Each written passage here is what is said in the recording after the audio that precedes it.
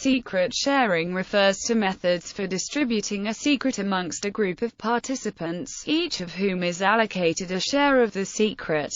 The secret can be reconstructed only when a sufficient number of possibly different types of shares are combined together. Individual shares are of no use on their own. In one type of secret sharing scheme there is one dealer and n players. The dealer gives a share of the secret to the players, but only when specific conditions are fulfilled will the players be able to reconstruct the secret from their shares. The dealer accomplishes this by giving each player a share in such a way that any group of T or more players can together reconstruct the secret, but no group of fewer than T players can. Such a system is called a threshold scheme. Threshold scheme. Secret sharing was invented independently by R.D. Shamir and George Blackley in 1979. Importance. Secret sharing schemes are ideal for storing information that is highly sensitive and highly important. Examples include encryption keys, missile launch codes, and numbered bank accounts. Each of these pieces of information must be kept highly confidential, as their exposure could be disastrous. However, it is also critical that they should not be lost. Traditional methods for encryption are ill-suited for simultaneously achieving high levels of confidentiality and reliability. This is because when storing the encryption key, one must choose between keeping a single copy of the key in one location for maximum secrecy, or keeping multiple copies of the key in different locations for greater reliability. Increasing reliability of the key by storing multiple copies lowers confidentiality by creating additional attack vectors. There are more opportunities for a copy to fall into the wrong hands. Secret sharing schemes address this problem, and allow arbitrarily high levels of confidentiality and reliability to be achieved. Secret sharing schemes are important in cloud computing environments. Thus a key can be distributed over many servers by a threshold secret sharing mechanism. The key is then reconstructed when needed. Secret sharing has also been suggested for sensor networks where the links are liable to be tapped by sending the data in shares, which makes the task of the eavesdrop harder. The security in such environments can be made greater by continuous changing of the way the shares are constructed. Secure versus insecure secret sharing. A secure secret sharing scheme distributes shares so that anyone with fewer than T shares has no extra information about the secret than someone with 0 shares. Consider for example the secret sharing scheme in which the secret phrase, password, is divided into the shares, par, ss, wo, and road. A person with 0 shares knows only that the password consists of 8 letters. He would have to guess the password from 268 equals 208 billion possible combinations. A person with 1 share, however, would have to guess only the 6 letters from 266 equals 308 million combinations, and so on as more persons collude. Consequently, this system is not a secure secret sharing scheme, because a player with fewer than T secret shares is able to reduce the problem of obtaining the inner secret without first needing to obtain all of the necessary shares. In contrast, consider the secret sharing scheme where X is the secret to be shared. Pi are public asymmetric encryption keys and Chi their corresponding private keys. Each player J is provided with P1, QJ. In this scheme, any player with private key 1 can remove the outer layer of encryption. A player with keys 1 and 2 can remove the first and second layer, and so on. A player with fewer than n keys can never fully reach the secret X without first needing to decrypt a public key encrypted blob for which he does not have the corresponding private key, a problem that is currently believed to be computationally infeasible. Additionally, we can see that any user with all n private keys is able to decrypt all of the outer layers to obtain X, the secret, and consequently this system is a secure secret distribution system. Limitations. Several secret sharing schemes are said to be information theoretically secure and can be proven to be so, while others give up this unconditional security for improved efficiency while maintaining enough security to be considered as secure as other common cryptographic primitives. For example, they might allow secrets to be protected by shares with 128 bits of entropy each, since each share would be considered enough to stymie any conceivable present-day adversary, requiring a brute force attack of average size 2127. Common to all unconditionally secure secret sharing schemes, there are limitations. Each share of the secret must be at least as large as the secret itself. This result is based in information theory, but can be understood intuitively. Given T1 shares, no information whatsoever can be determined about the secret. Thus, the final share must contain as much information as the secret itself. There is sometimes a workaround for this limitation by first compressing the secret before sharing it. But this is often not possible because many secrets look like high-quality random data and thus are hard to compress. All secret sharing schemes use random bits. To distribute a 1-bit secret among threshold T people, T1 random bits are necessary. To distribute a secret of arbitrary length, entropy of asterisk length is necessary. Trivial secret sharing. T = 1 T = 1 secret sharing is very trivial. The secret can simply be distributed to all n participants. T = n. There are several secret sharing schemes for T = n, when all shares are necessary to recover the secret.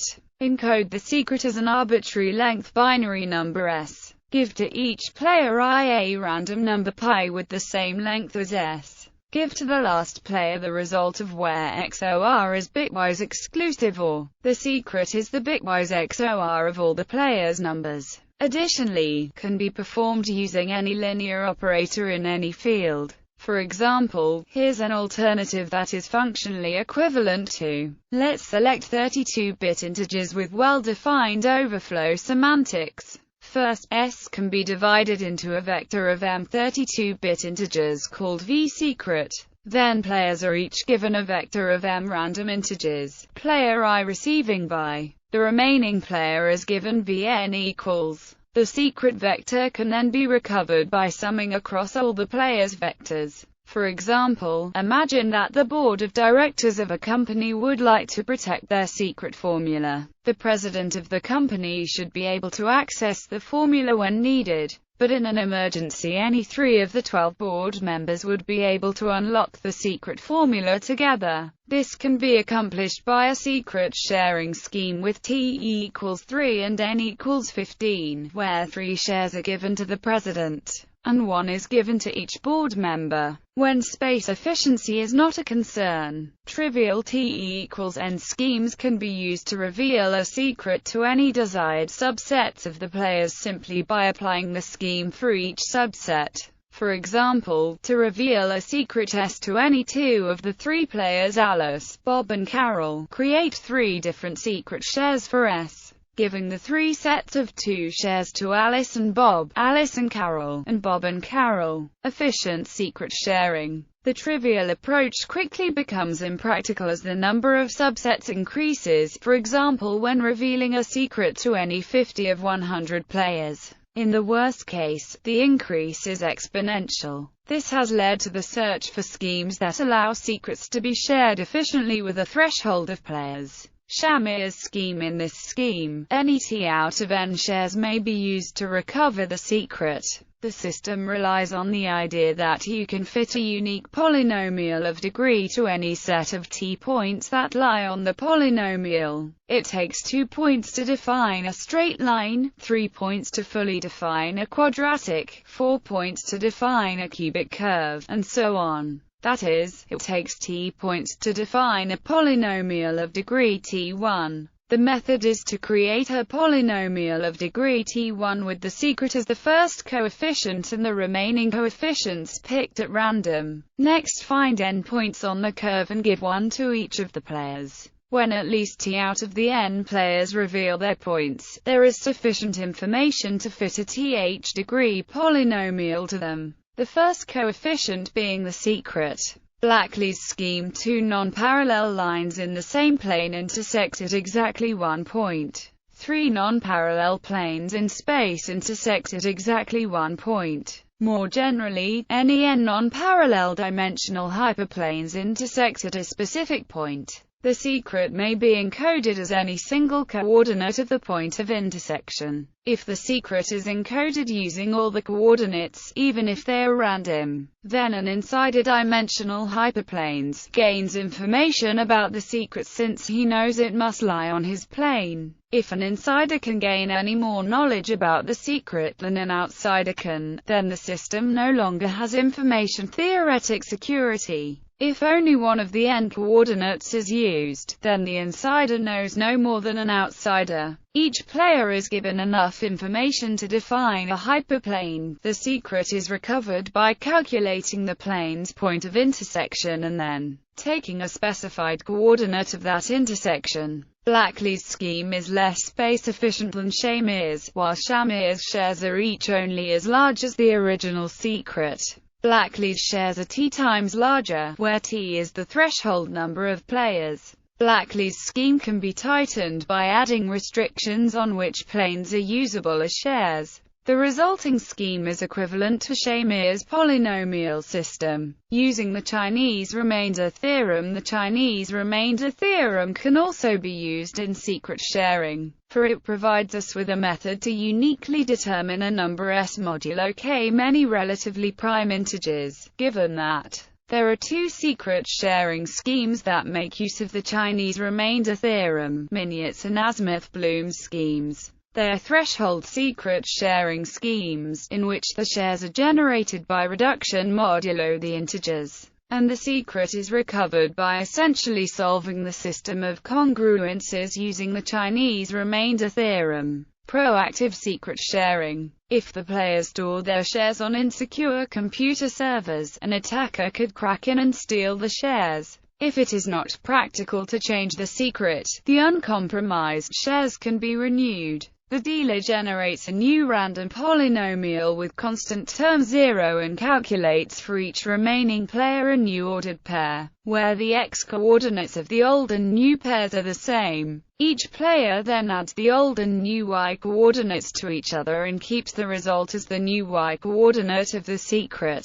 All of the non-updated shares the attacker accumulated become useless. An attacker can only recover the secret if he can find enough other non-updated shares to reach the threshold. This situation should not happen because the players deleted their old shares. Additionally, an attacker cannot recover any information about the original secret from the update files because they contain only random information. The dealer can change the threshold number while distributing updates, but must always remain vigilant of players keeping expired shares. Verifiable secret sharing. A player might lie about his own share to gain access to other shares. A verifiable secret sharing scheme allows players to be certain that no other players are lying about the contents of their shares, up to a reasonable probability of error. Such schemes cannot be computed conventionally. The players must collectively add and multiply numbers without any individuals knowing what exactly is being added and multiplied.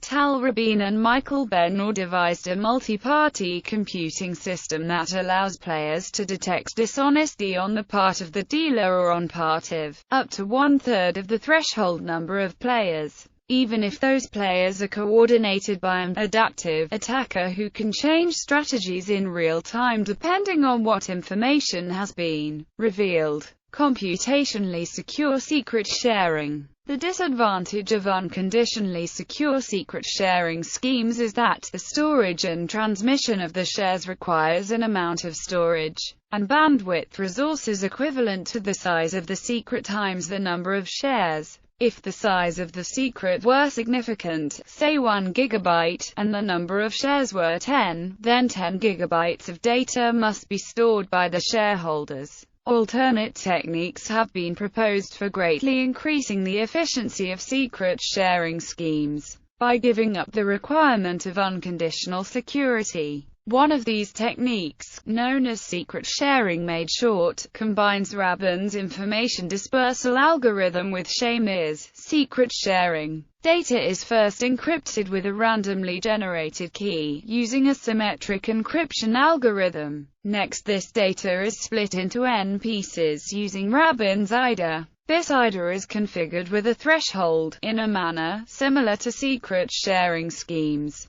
But unlike secret sharing schemes, the size of the resulting data grows by a factor of. For example, if the threshold were 10, and the number of IDA-produced fragments were 15, the total size of all the fragments would be 1.5 times the size of the original input.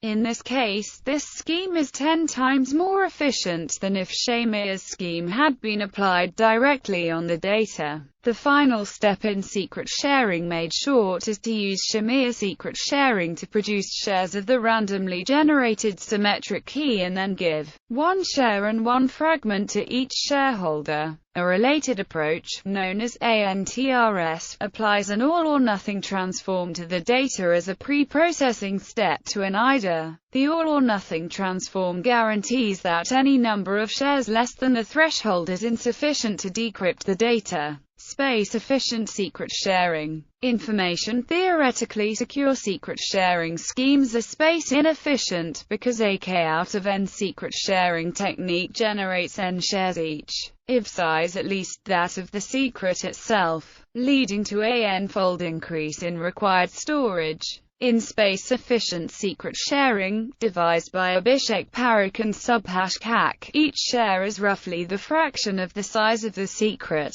This scheme makes use of repeated polynomial interpolation and has potential applications in secure information dispersal on the web and in sensor networks. This method is based on data partitioning involving the roots of a polynomial in finite field. Other uses and applications. A secret sharing scheme can secure a secret over multiple servers and remain recoverable despite multiple server failures. The dealer may act as several distinct participants, distributing the shares among the participants. Each share may be stored on a different server, but the dealer can recover the secret even if several servers break down, as long as they can recover at least T shares. However, crackers that break into one server would still not know the secret as long as fewer than T shares are stored on each server. This is one of the major concepts behind the Vanish computer project at the University of Washington, where a random key is used to encrypt data, and the key is distributed as a secret across several nodes in a P2P network. In order to decrypt the message, at least T nodes on the network must be accessible, the principle for this particular project being that the number of secret sharing nodes on the network will decrease naturally over time, therefore causing the secret to eventually vanish. However, the network is vulnerable to a Sybil attack, thus making Vanish insecure. Note also that any shareholder who ever has enough information to decrypt the content at any point is able to take and store a copy of X. Consequently, although tools and techniques such as Vanish can make data irrecoverable within their own system after a time, it is not possible to force the deletion of data once a malicious user has seen it. This is one of the leading conundrums of digital rights management. A dealer could send T shares, all of which are necessary to recover the original secret, to a single recipient. An attacker would have to intercept all T shares to recover the secret, a task which is more difficult than intercepting a single file, especially if the shares are sent using different media. For large secrets, it may be more efficient to encrypt the secret and then distribute the key using secret sharing. Secret sharing is an important primitive in several protocols for secure multi-party computation.